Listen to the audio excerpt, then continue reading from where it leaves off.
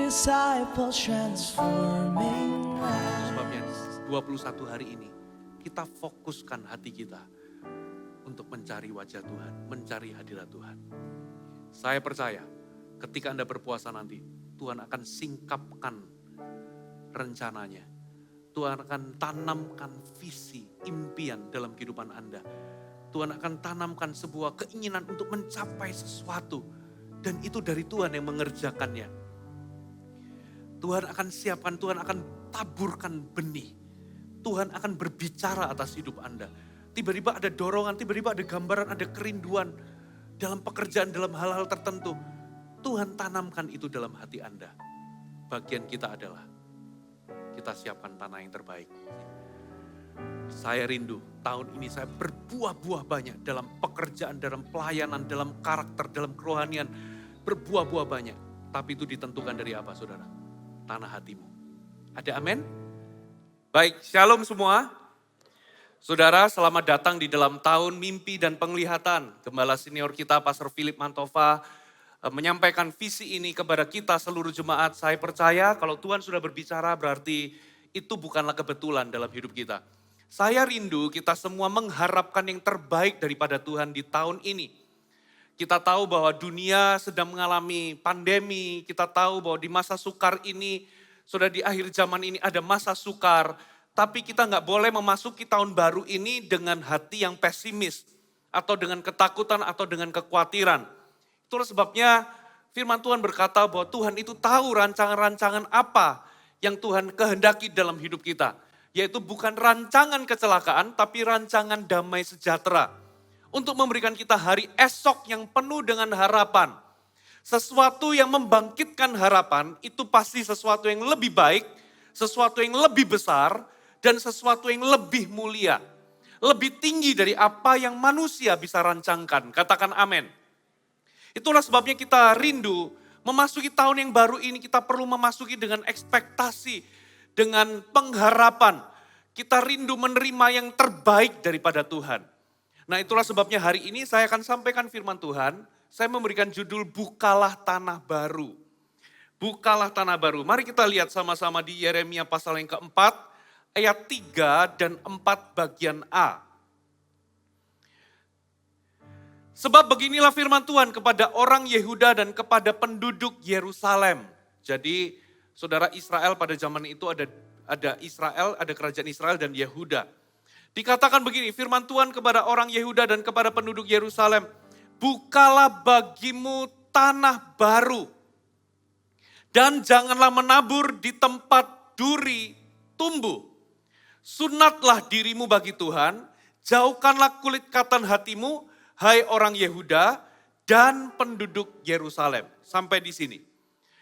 Saudara, satu ayat lagi di Hosea pasal yang ke-12, kita baca Hosea 10 ayat 12. Menaburlah bagimu sesuai dengan keadilan, menuailah menurut kasih setia, bukalah bagimu tanah baru. Kita baca sama-sama ya, bukalah bagimu tanah baru. 1, 2, 3. Bukalah bagimu tanah baru, sebab sudah waktunya untuk mencari Tuhan sampai ia datang menghujani kamu dengan keadilan. Saudara, saya mau ceritakan backgroundnya kenapa Yeremia dan Hosea itu mengucapkan firman bukalah tanah bagimu. Saudara, Nabi Yeremia dan Hosea itu menyampaikan pesan Tuhan yang sama. Yaitu bukalah tanah baru bagimu. Jadi backgroundnya ternyata di zaman itu bangsa Israel, di zaman Yeremia dan zaman Yosua, mereka ada dalam keadaan murtad, mereka membelakangi Tuhan, dan mereka berzina menyembah berhala. Lalu kedua nabi ini memberikan pesan yang sama, bukalah tanah baru bagimu. Saudara, keduanya bernubuat pada waktu itu keadaan Israel, itu seperti perempuan yang gak setia. Lalu Tuhan berkata, bukalah tanah bagimu. Dalam terjemahan bahasa Inggris dikatakan break up your fallow ground. Break up your fallow ground. Apa itu fallow ground? Saudara, fallow ground itu adalah tanah yang kosong atau tanah yang dibiarkan kosong. Tanah yang belum digarap atau tanah yang belum dikerjakan. belum dibajak. Kata break up your fallow ground itu dalam terjemahan firman Allah yang hidup diterjemahkan sebagai ini. Bajaklah hatimu yang keras itu. Kalau tidak, benih yang baik akan terbuang di antara semak duri. Jadi di kitab Yeremia dikatakan bukalah tanah baru bagimu, jangan menabur di tempat duri tumbuh. Jadi ternyata kata tanah itu ternyata mengacu kepada hati kita. Dikatakan bajaklah tanah hatimu yang keras, jangan menabur di tengah duri tumbuh. Ya, kalau tidak benih yang baik itu akan terbuang di antara semak duri. Kata terbuang itu mengacu kepada benih itu akan terbuang sia-sia. Tidak ada hasilnya. Nah jadi saudara, apa itu fallow ground? Fallow ground adalah tanah yang belum dibajak atau tanah yang belum dikerjakan. Saudara pada hukum Musa atau hukum Yahudi, saudara pada tahun ke-7 itu tanah harus disabatkan atau diistirahatkan. Jadi selama 6 tahun bangsa Israel itu boleh mengolah atau membajak atau menanami tanah. Tapi di tahun ke-7 ternyata hukum Musa atau hukum Yahudi mengatakan tahun ke-7 tanah itu harus dibiarkan. Tidak boleh ditanami, tidak boleh ditaburi, tidak boleh dilakukan pokoknya tidak boleh dibuat untuk pertanian. Harus dibiarkan. Nah, apa yang terjadi? Tanah yang dibiarkan itu lapisannya akan menjadi keras, lalu ditumbuhi oleh semak duri atau ilalang, saudara. Nah itulah sebabnya, saudara, kalau mereka ingin mempergunakan tanah itu, mereka harus break up the fallow ground. Mereka harus membajak tanah tersebut. Nah apa efeknya kalau tanah itu tidak dibajak, Bapak Ibu? Efeknya seperti ini, saudara. Ya, seberapa baik atau seberapa banyak benih yang Anda tabur, maka benih itu akan terbuang di antara semak duri. Atau benih itu tidak akan menghasilkan apapun. Saudara. Nah di tahun ini adalah tahun mimpi dan penglihatan. Saya percaya di tahun 2022 ini, Tuhan itu ingin menyampaikan firman-Nya dalam hidup kita. Tuhan ingin menanamkan benihnya dalam hati kita. Benih itu bicara soal firman Allah, bicara soal kehendak Allah. Tuhan itu bisa menanamkan sebuah kerinduan, sebuah mimpi, sebuah visi dalam kehidupan kita. Sebuah gambaran apa yang Tuhan akan lakukan dalam kehidupan kita. Itu adalah sesuatu yang lebih tinggi, lebih besar, dan lebih mulia daripada apa yang kita bisa cita-citakan. Itu bicara soal rencana Allah dan kehendak Allah. Ada amin. Jadi benihlah itu yang dikatakan di dalam Alkitab, benihlah yang akan menghasilkan buah. Bapak Ibu dalam hidup kita, firman Tuhanlah atau benih yang ditanam visi rencana Allah dalam kehidupan kita, itulah yang akan menghasilkan buah dalam kehidupan kita. Nah kita adalah tanahnya. Ada amin saudara?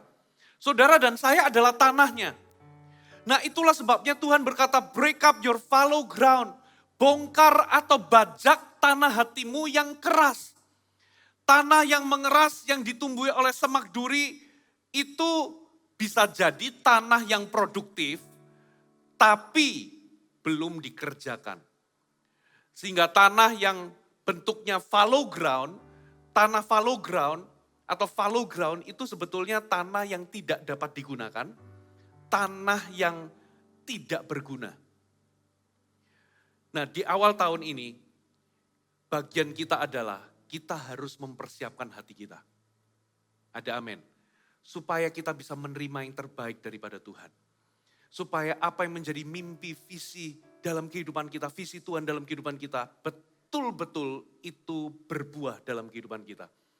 Saudara, tahukah dalam diri kita, firman yang Tuhan tetapkan, tanamkan dalam hidup kita, janji, mimpi yang Tuhan letakkan dalam hidup kita, itu punya potensi untuk berbuah 30, 60, sampai 100 kali ganda. Ada amin? Tapi ternyata tanah itu juga punya faktor. Memang benih yang menghasilkan buah. Tanpa benih, hidup kita nol. Tapi sekalipun benih itu berkuasa, firman Tuhan itu berkuasa, ternyata tanah itu mempengaruhi. Kalau tanah kita, tanah hati kita itu tanah yang keras, tanah yang dikatakan sebagai fallow ground, saudara, apa yang terjadi? Maka apapun, sebaik apapun benih, visi, mimpi yang Tuhan berikan dalam kehidupan kita, itu tidak akan pernah menghasilkan buah. Itulah sebabnya Yeremia berkata, saudara, saya pakai terjemahan bahasa firman Allah yang hidup ya, dikatakan begini, bajaklah hatimu yang keras itu. Kalau tidak, benih yang baik akan terbuang di antara semak duri. Bukalah tanah baru, bukalah bagimu tanah baru. Jangan menabur di tempat duri tumbuh. Jangan menabur di tempat duri tumbuh atau di fallow ground. Karena akan sia-sia, percuma, tidak akan menghasilkan. Saudara, nah itulah sebabnya di awal tahun ini saya mendorong seluruh jemaat GMS Jabodetabek atau siapapun yang bisa mendengarkan pesan ini lewat media. Saudara, di awal tahun ini kita perlu mempersiapkan hati kita.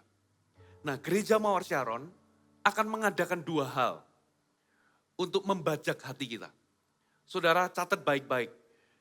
Di tanggal 10 sampai 31 kita akan mengadakan puasa raya. Doa puasa raya yang memang seperti biasanya Gereja Mawar Syaron lakukan. Dan tahun ini kita akan melakukan hal yang sama.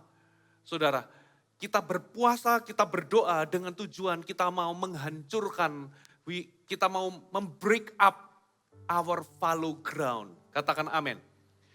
Di tanggal 10-nya, saudara, seluruh Gereja Mawar Syaron, dari Sabang sampai Merauke termasuk luar negeri, saudara, di tanggal 10-nya jam 5 pagi kita semua akan berkumpul di gereja lokal masing-masing. Kalau Jakarta, kalau yang di CP, Anda jemaat Jakarta Barat, Anda jemaat Jakarta, Anda datang ke sini. Kalau Tangerang di Living World, ya kalau di Bogor ya di Bogor. Kita akan terhubung secara live streaming, Pastor Philip akan sampaikan sesuatu di situ. Tapi di situ kita akan mempersembahkan persembahan kepada Tuhan. Di tanggal 10-nya. Nah, saya memberikan penekanan khususnya di doa puasa. Kenapa di doa puasa ini kita bisa break up our fallow ground, saudara. Nah, yang pertama, ini yang akan kita lakukan ketika kita berdoa dan berpuasa. Membuka tanah baru itu, tanah yang keras itu harus dipecah, harus dibongkar, dan harus dihancurkan. Tanah yang keras, lapisan tanah yang keras itu harus dibongkar, harus dipecah, dipecah, dan harus dihancurkan. Coba kita lihat Matius 13 ayat 19. Matius 13 ayat 19. Kepada setiap orang yang mendengar firman tentang kerajaan sorga, tetapi tidak mengertinya. Garis bawahi kata tidak mengertinya.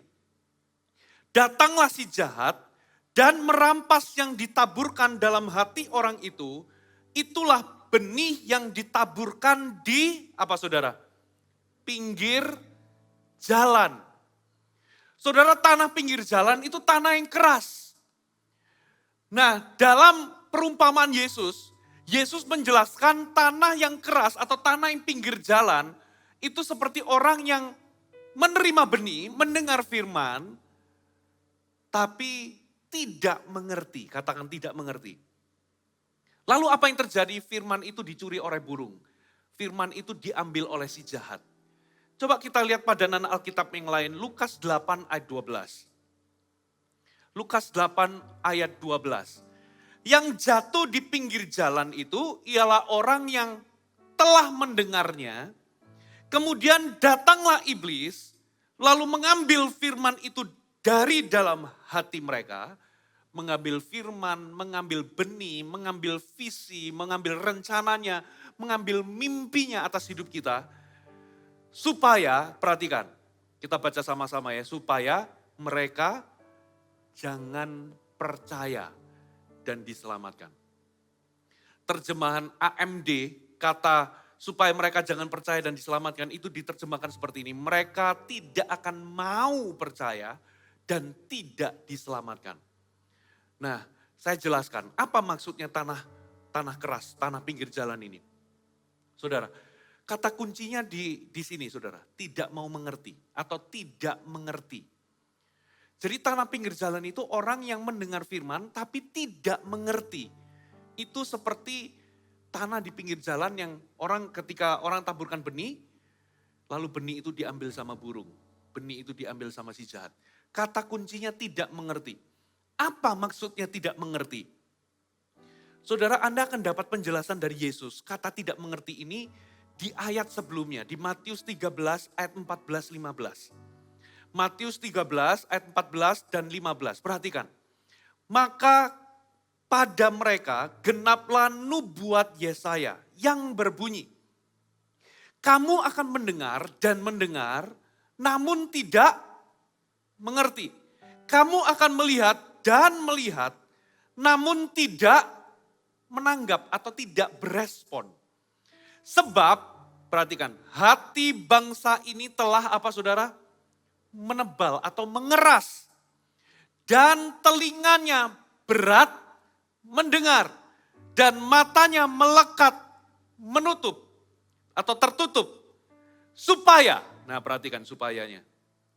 Jangan mereka melihat dengan matanya, mendengar dengan telinga, lalu apa saudara? Mengerti dengan hati, lalu berbalik sehingga mereka mengalami pemulihan atau Tuhan menyembuhkan mereka.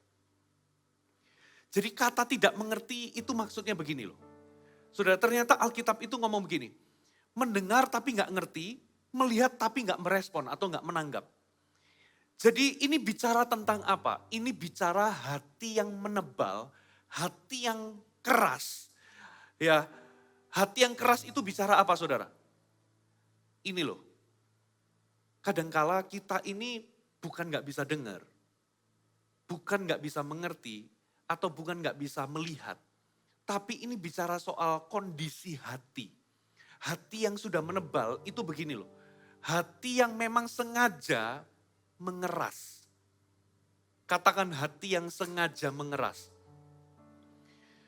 Dikatakan gini, hati bangsa ini menebal, lalu telinganya berat mendengar. Berarti telinga berat mendengar, telinga itu kan seharusnya bisa mendengar. Tapi ada kata-kata berat mendengar, itu berarti enggan mendengar. Katakan amin. Lalu dikatakan apa saudara? Matanya melekat tertutup. Dengan kata lain orang ini memang sengaja tidak mau membuka mata. Sengaja tidak mau melihat. Nah itulah sebabnya dikatakan supaya mereka apa? Mereka jangan melihat dengan mata, supaya jangan mereka mendengar dengan telinga, dan supaya hati mereka gak bisa mengerti. Lalu mereka berbalik, bertobat, dan pulih. Jadi ini bicara tentang apa? Inilah yang namanya kekerasan hati. Ini yang namanya ketidaktaatan. Ini yang namanya kebebalan. Ini yang namanya ketidakmauan untuk taat. Atau keengganan untuk meresponi Tuhan. Ini yang namanya sikap atau kondisi hati acuh tak acuh. Ini yang namanya cuek, gak mau tahu. Tidak mau percaya atau skeptis. Nah kondisi hati seperti ini akan menghalangi benih bertumbuh. Atau dengan kata lain, benih ini akan dicuri sama si jahat. Karena tanahnya tanah pinggir jalan atau tanah yang keras. Jadi Tuhan itu punya rencana yang luar biasa. Tuhan itu mau sampaikan visinya, kehendaknya, rencananya atas hidup kita. Tuhan itu bisa menanamkan sebuah kerinduan untuk Anda mencapai sesuatu bagi Tuhan dalam kehidupan Anda. Bisa jadi itu dalam pernikahan, dalam pekerjaan, dalam bisnis, dalam pelayanan. Tuhan itu mau menanamkan sebuah gambaran di masa depan akan apa yang Tuhan mau lakukan dalam hidup Anda mengenai visi tuayan. Tuhan mau memakai kita, katakan amin. Tapi itu gak bisa menghasilkan apapun, malah benih itu dicuri sama si jahat. Karena hati kita itu fallow ground, tanahnya keras. Kita ini punya hati ini enggan berubah, enggan taat, tidak mau mendengar, berat telinganya untuk mendengar. Jadi ini yang namanya kondisi hati. Nah itulah sebabnya Yeremia ngomong, break up, pecahkan, hancurkan tanah yang keras itu. Ada amin? Saudara, nah di momen puasa ini, salah satu cara untuk menghancurkan hati kita adalah, saudara, Anda perlu ketika Anda memasuki momen puasa ini, Anda perlu mengizinkan Tuhan membongkar hati Anda. Katakan amin. Jadi ambil waktu berpuasa, luangkan waktu untuk baca firman atau renungkan firman.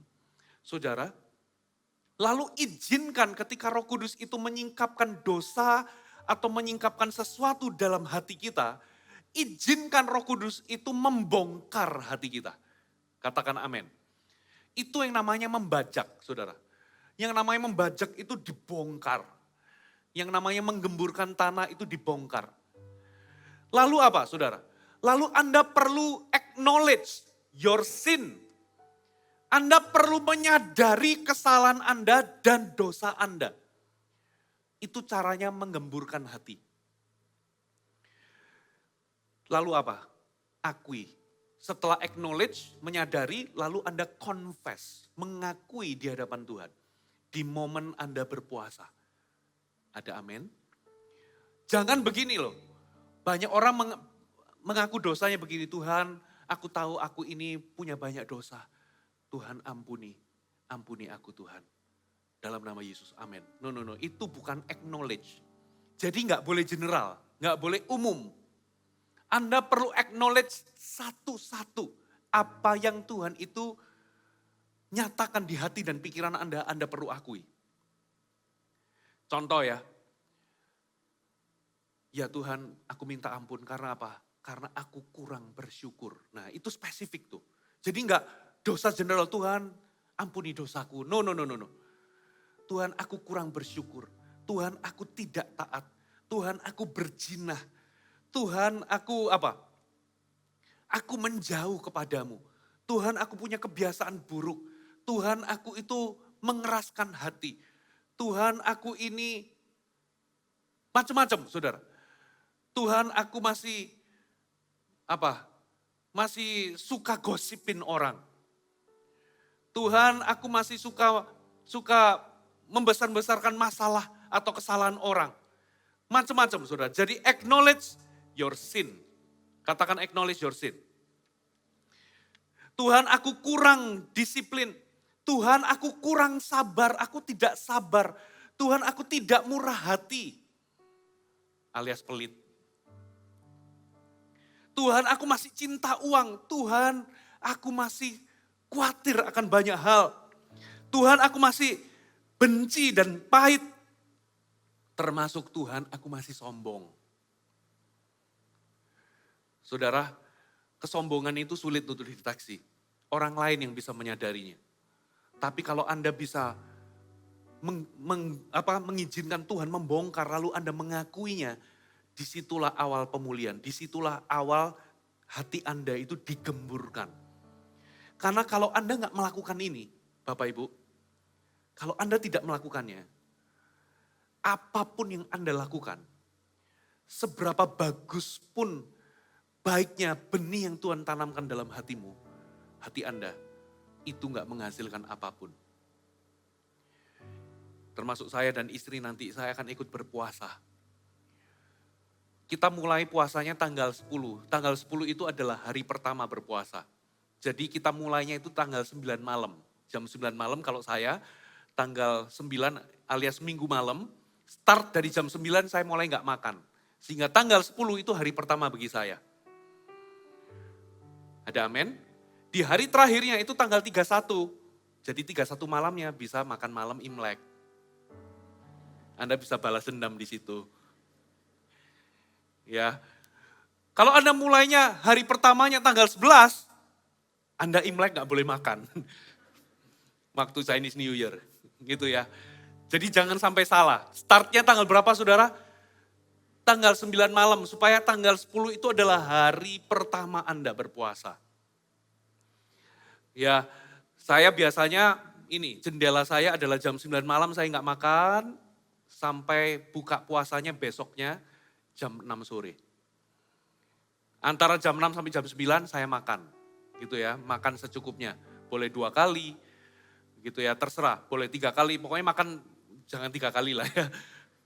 Ya, makan secukupnya tapi dari jam 9 sampai jam 6 sorenya, besok paginya, jam 6 sore, Anda nggak makan. Tapi harus minum. Ya, minum sebanyak-banyaknya. Ya, jangan sampai dehidrasi, karena kita melakukan puasa 21 hari. Jadi cari Tuhan, luangkan waktu. Jadi saudara, kalau Anda berpuasa tapi nggak baca firman, nggak renungkan firman, itu seperti diet. Nggak ada bedanya dengan diet. Jadi luangkan waktu untuk baca firman, renungkan firman. Lalu apapun yang firman atau yang Roh Kudus itu highlight, dan itu berupa hal-hal tertentu yang Anda perlu akui, acknowledge pertama dan akui, Anda perlu sadari dan akui di hadapan Tuhan, Anda akui secara spesifik. Kalaupun itu listnya 100 nggak apa-apa, satu persatu. Anda akui bahwa itu adalah sebuah dosa dan kesalahan. Nanti lihat ya, sepanjang Anda berdoa dan berpuasa, sepanjang 21 hari itu, apapun yang Tuhan nyatakan lalu Anda confess, Anda akui, itu hati Anda seperti dibongkar. Ya, seperti digemburkan. Mungkin hari pertama belum, hari kedua, hari ketiga, kalau Anda terus mengakui dosa, acknowledge, menyadari dosa Anda, mengakui dosa Anda, itu seperti dibongkar. Lalu Tuhan tunjukkan, ya, highlight beberapa kebiasaan, beberapa perilaku, beberapa pikiran yang gak berkenan, atau sesuatu yang gak berkenan. Anda akui, Anda sadari, semakin banyak Anda menyadari dan mengakui, semakin gembur hati Anda. Katakan amin. Yang kedua, saudara, apa yang terjadi ketika tanah itu dibuka atau membuka tanah yang baru? Saudara, yang kedua dikatakan ini, saudara. Batu-batu besar harus dikeluarkan. Tunggul akar-akar bekas pohon itu harus, pohon yang setelah ditebang itu kan kadang masih ada akarnya. Itu harus dicabut. Nah, saudara, seringkali sebuah ladang atau sebuah tanah itu dalamnya penuh dengan batu-batu besar. Penuh dengan batu, penuh dengan bongkahan-bongkahan, bukan hanya kerikil tapi batu besar, termasuk akar-akar pohon yang sudah ditebang. Nah, itu perlu dicabut semua. Batu itu perlu diambil, dikeluarkan. Akar-akar yang besar-besar itu, yang tunggul-tunggul yang sudah mati itu harus dicabut. Katakan amin. Nah, saya teringat satu ayat, coba kita lihat. Matius 13 ayat 20 sampai 21. Firman Tuhan itu pernah menunjuk kepada sebuah tanah yang berbatu-batu. Itu bukan tanah yang isinya kerikil, enggak, tapi tanah yang dalamnya itu penuh dengan batu-batu besar. Saudara. Nah, dikatakan begini, benih yang ditaburkan di tanah yang berbatu-batu, ialah orang yang mendengarkan firman itu dan segera menerimanya dengan gembira. Tetapi, perhatikan, ia tidak berakar dan tahan sebentar saja. Katakan tidak berakar. Lalu katakan tahan sebentar. Apabila datang penindasan atau penganiayaan karena firman itu, orang itu pun segera murtad. Dikatakan langsung atau segera murtad begitu ada penindasan atau penganiayaan karena firman. Jadi apa maksudnya firman Tuhan? Apa maksudnya tanah berbatu-batu ini?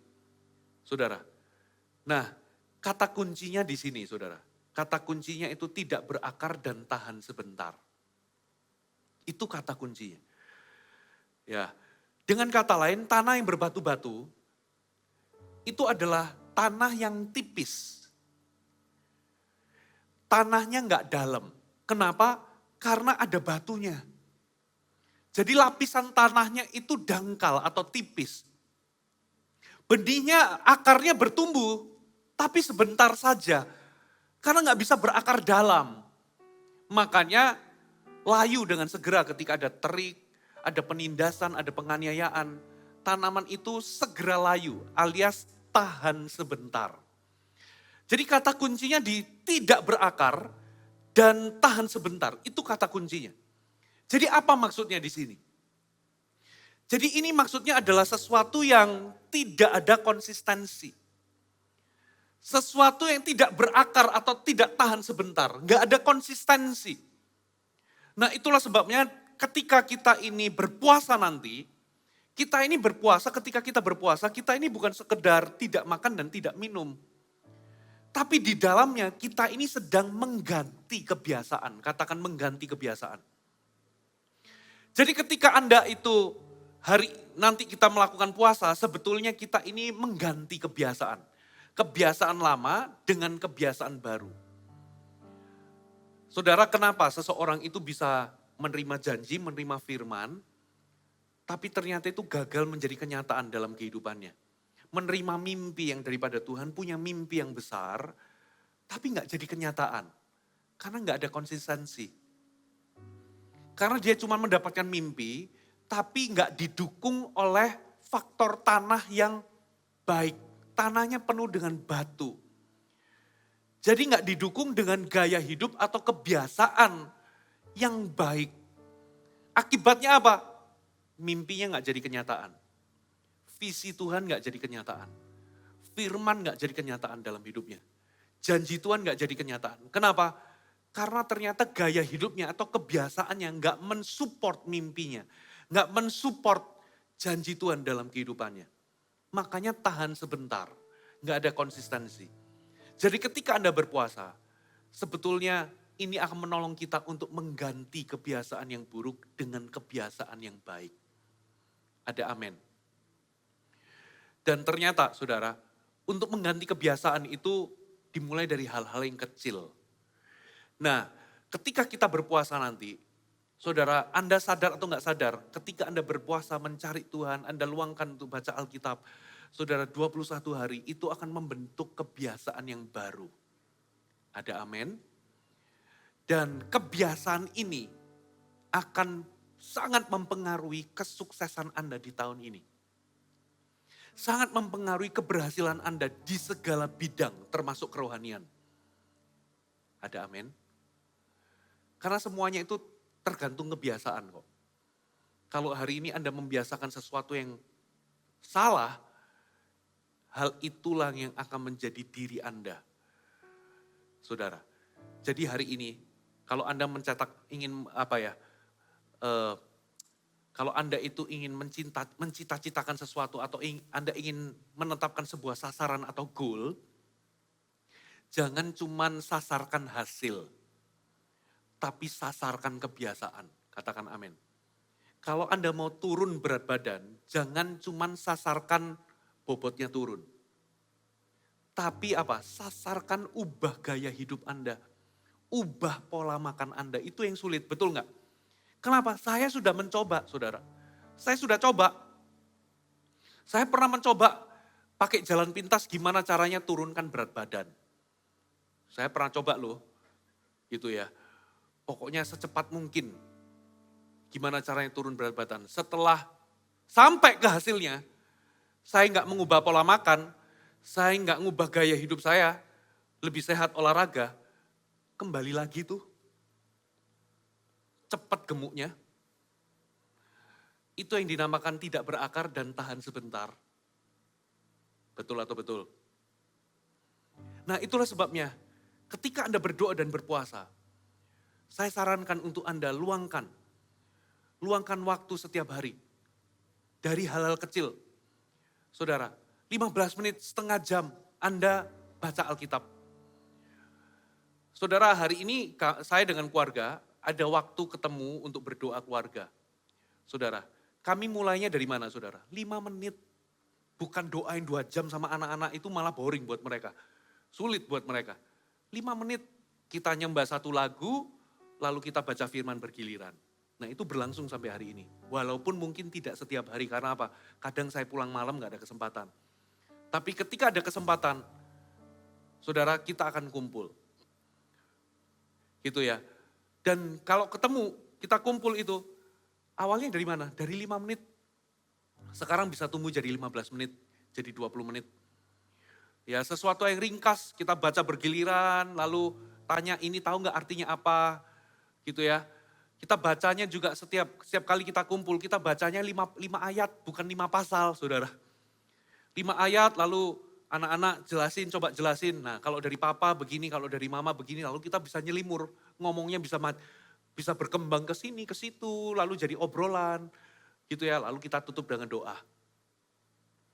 Jadi kita membiasakan itu, walaupun kita udah lakukan itu berapa tahun ya. Walaupun itu, saya mau jujur, kita gak bisa lakukan itu tiap hari rutin. Kenapa? Kadang kita pulang malam, kadang kita traveling. Tapi kalau pas kita di rumah, biasanya antara 7:30 atau jam 8 kita akan kumpul. Kita nyanyi satu lagu, kumpul di satu kasur, ada saya dan 3, saya istri dan 3 anak saya. Kita berdoa, gitu ya, gak lama-lama, kita nyembahnya cuma satu lagu.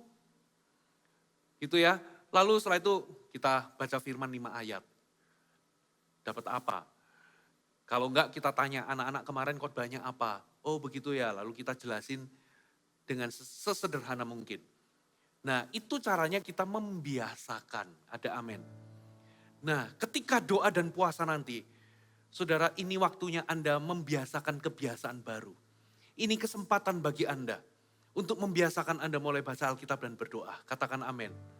Ini jadi kesempatan bagi Anda dan saya. Deal? Ada amin? Nah yang ketiga.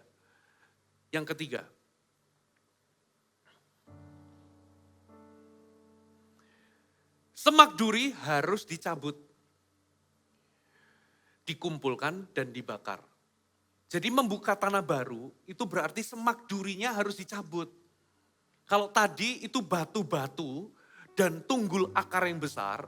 Nah yang ketiga itu semak duri atau ilalang.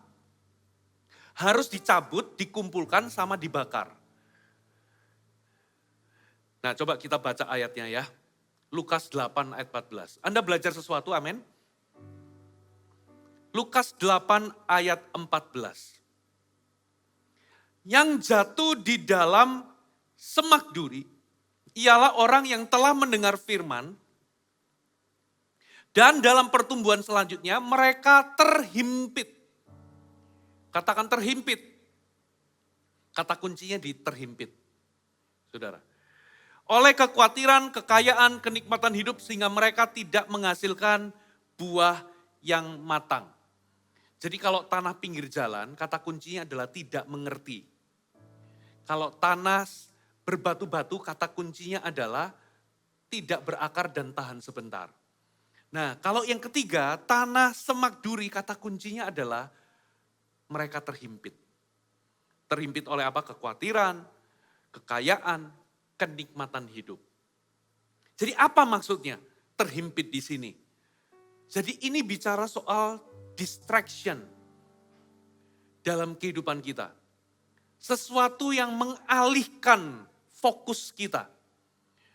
Jadi semak duri itu bisa tumbuh karena kita itu membiarkannya tumbuh. Lalu menghimpit. Jadi kita mulai mengutamakan hal-hal yang, kita mulai tidak mengutamakan hal-hal yang utama. Jadi ada distraction. Saudara. Dan apa yang terjadi? Karena kita ini tidak lagi mengutamakan dan tidak lagi memprioritaskan hal-hal yang utama. Saudara, itu menjadi semak duri dalam hidup kita. Yang menghimpit benih itu. Nah sekarang semak durinya itu apa kata firman? Yang pertama kekhawatiran. Apa kata Yesus soal kekhawatiran? Saudara, Yesus ngomong begini, jangan khawatir dan berkata apa yang kami makan, apa yang kami minum, apa yang kami pakai, semua itu dicari oleh bangsa-bangsa yang tidak kenal Tuhan. Tetapi aku ini Bapamu yang tahu kebutuhanmu. Bapamu yang di sorga tahu bahwa kamu memerlukan semuanya itu. Carilah kerajaan Allah dan kebenarannya, maka semuanya akan ditambahkan. Katakan amin. Jadi Tuhan itu nggak ngomong bahwa mencari makan, mencari minum, mencari pakaian itu salah. Tidak, Tuhan sedang ngomong tentang prioritas. Makanya Tuhan ngomong carilah dahulu kerajaan Allah dan kebenarannya. Semuanya akan ditambahkan. Nah, kekhawatiran itu bisa menjadi distraction dalam kehidupan kita yang membuat kita ini akhirnya mendahulukan, mengutamakan, memprioritaskan hal-hal yang tidak utama. Kita jadi mengejar makan, minum, pakai. Padahal sebetulnya Tuhan tahu apa yang kita butuhkan. Seharusnya yang jadi prioritas kita, yang kita kejar adalah cari dulu kerajaan sorga. Jadi ini bicara soal prioritas, katakan amin. Nah, himpitan, semak duri itu menghimpit, berarti itu sesuatu yang distract kita, mengalihkan kita dari hal-hal utama. Saudara. Lalu yang kedua adalah kekayaan. Dalam terjemahan yang lain, padanan Alkitab yang lain itu adalah tipu daya kekayaan. Apa kata Yesus tentang kekayaan? Yesus ngomong begini, masih sama di Matius 6. Jangan kamu kumpulkan harta di bumi ngengat dan karat merusakkannya, pencuri membongkar serta mencurinya. Tapi kumpulkanlah bagimu harta di sorga. Di sorga ngengat karat tidak merusakkannya, pencuri tidak membongkar serta mencurinya. Di mana hartamu berada, di situ hatimu berada. Di mana hartamu berada, di situ hatimu berada. Jika matamu jahat, gelaplah seluruh tubuhmu. Jika terang yang ada padamu gelap, betapa gelap kegelapan itu.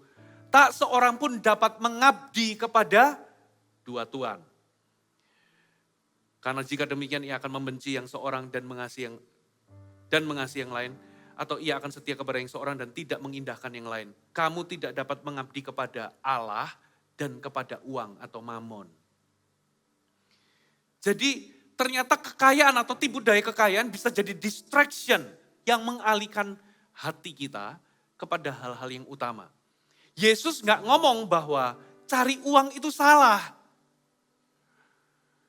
Ketika Yesus ngomong jangan cari harta di bumi, jangan kumpulkan harta di bumi, itu bukan berarti Anda nggak boleh kerja cari uang. Saudara, tapi kumpulkan harta di sorga ini bicara soal apa yang lebih berharga di hatimu. Karena di mana hartamu berada di situ, di mana hatimu berada, di mana hartamu berada di situ hatimu berada. Mana yang lebih penting? Mana yang lebih mulia di hatimu? Tuhan atau uang? Jadi ini bicara soal apa, saudara? Mengutamakan hal yang utama.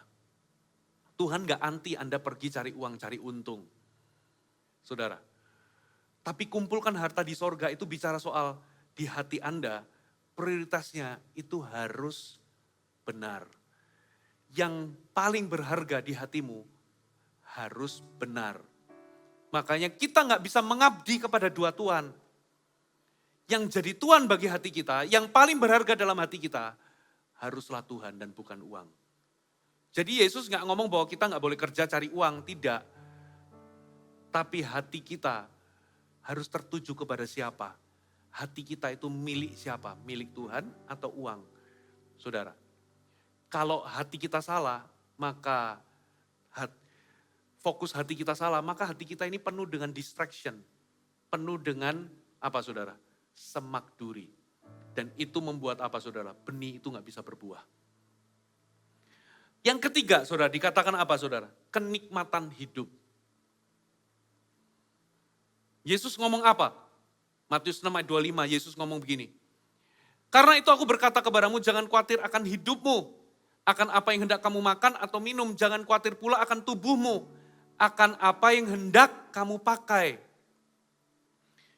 Perhatikan, apa yang hendak kamu makan atau minum, apa yang hendak kamu pakai. Ada kata hendak, saudara. Jadi di situ sepertinya ada unsur keinginan, betul nggak? Ya, kita sudah punya baju sih, tapi kita kepengen merek apa saudara? Hermes atau Hermes itu tas ya, gitu ya. Kita sudah punya baju sih, tapi kita mau merek tertentu. Nah kadangkala ada hendaknya itu loh. Kita udah punya jam sih, tapi kita maunya yang Ini mereknya. Saudara, lalu dikatakan, bukankah hidup itu lebih penting dari makanan? Makanan itu lambang dari kesenangan. Saudara, tubuh itu lebih penting, tubuh itu lebih penting daripada pakaian. Pakaian itu lambang dari things atau benda atau materi dalam hidup ini. Jadi Yesus ngomong begini, Yesus itu nggak ngomong bahwa kita nggak boleh, Yesus nggak ngomong bahwa makan, minum, pakaian itu nggak penting. Yesus nggak ngomong begitu. Tapi ada yang lebih penting daripada makanan, minuman, dan pakaian. Yaitu hidup dan tubuh. Jadi ini lagi-lagi bicara soal prioritas, katakan amin. Karena kalau Anda ngikutin kenikmatan hidup, nggak ada habisnya. Karena itu bicara apa saudara? Kedagingan kita. Dikatakan begini, 1 Yohanes 2 ayat 15-16. Jangan kamu mengasihi dunia dan apa yang ada di dalamnya.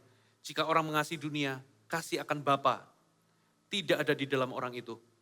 Sebab semua yang ada di dalam dunia itu keinginan daging, keinginan mata, keangkuhan hidup bukan berasal dari Bapa, melainkan dari dunia. Nah, kenikmatan hidup itu bisa jadi distraction dalam hati kita.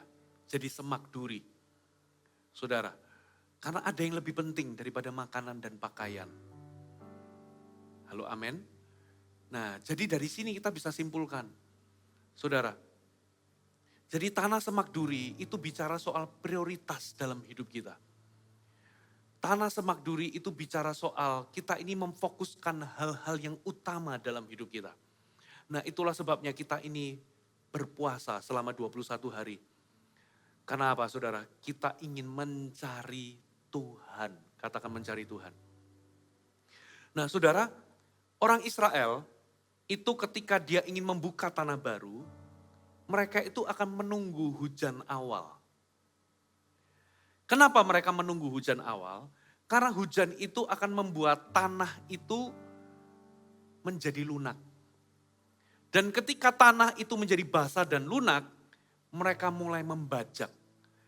Ya, alat yang paling primitif itu adalah cangkul. Tapi kalau itu berapa hektar, silakan Anda cangkul kalau Anda kuat. Makanya di zaman dulu mereka menggunakan kerbau. Ada mata bajaknya di situ. Saudara, mereka membajak. Zaman sekarang orang nggak gunakan kerbau lagi, tapi gunakan traktor. Tapi mereka itu menunggu hujan. Hujan awal namanya. Supaya apa? Supaya tanah itu bisa lunak. Supaya tanah itu bisa lembut. Baru dibongkar, saudara. Baru dibajak. Jadi apa maksudnya? Saudara, nah ketika tanah itu lunak, mereka itu akan cabut semak durinya. Nah itulah sebabnya poin yang ketiga, ketika puasa nanti carilah wajah Tuhan. Cari hadirat Tuhan. Ada amin. Ketika Anda berdoa mencari Tuhan, hati Anda akan dilembutkan. Itu seperti Tuhan itu mencurahkan hujan di hati Anda. Saudara, cari Tuhan. Hosea 10 ayat 12 kita baca sekali lagi ya. Hosea 10 ayat 12. Menaburlah bagimu sesuai dengan keadilan. Menuailah menurut kasih setia. Bukalah bagimu tanah baru. Sebab sudah waktunya mencari Tuhan. Terjemahan Sheila Bair 2010, kata sudah waktunya mencari Tuhan itu diterjemahkan dengan kata-kata ini. Karena sudah waktunya mencari hadirat Allah. Hingga ia datang dan menghujani kamu. Katakan menghujani kamu. Dengan keadilan. Ini waktunya 21 hari ini kita cari hadirat Allah. Saudara, ambil waktu untuk Anda mencari hadirat Allah. Hadirat Allah itu akan melembutkan hatimu.